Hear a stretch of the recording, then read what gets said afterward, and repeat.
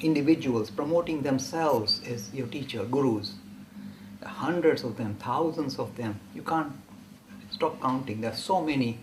If you go to India, you'll be flooded left, right, and center with different gurus trying to attract your attention and get your money as well. So it's very difficult. And the question arises this, and I warn our audience repeatedly, or our viewers, please be very careful who to trust. Because if you put your trust in somebody wrong, suppose you say, oh, I'm going to trust this particular person because they appear so charismatic and he's so clever and he sounds so nice. If you trust somebody who is blind himself, it's like the blind leading the blind. You are guaranteed to fail. Your spiritual journey will come to a stop immediately if you kind of focus on the wrong personality.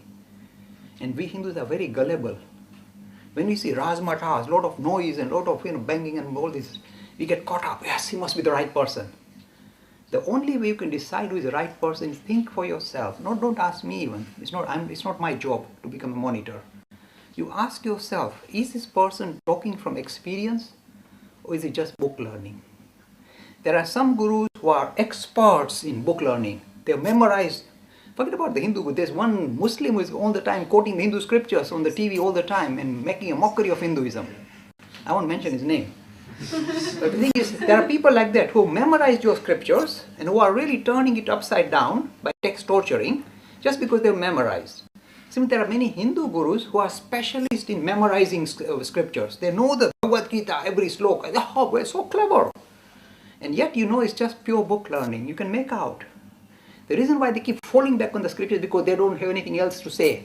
They've got nothing to say themselves because they know nothing to contribute. So they focus on the scriptures written in this Bhagavad Gita, chapter 3. They will shout in Sanskrit, rattle it onto you and say, oh, he's so clever. He's not clever. He's good at memory. This is the thing. So you have to choose where to put your trust in. If you choose wrongly, you are guaranteed to, your journey will come to an end. Not only that, it may become counterproductive. You may go down the wrong route. So instead of progressing, your progress may stop and go in reverse. I'm saying, frightening you.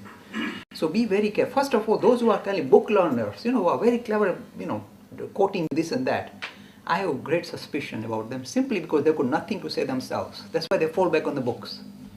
So I don't like that personally. But how do we decide?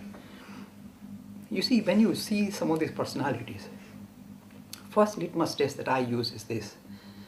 Something very original will come out of the lips. This is the sign of the spirit. They will not fall back on the ancient. They won't deny the ancient, but they will say something which is very modern. Not because it's kind of nice and arty, but something that is really relevant and captures your attention straight away.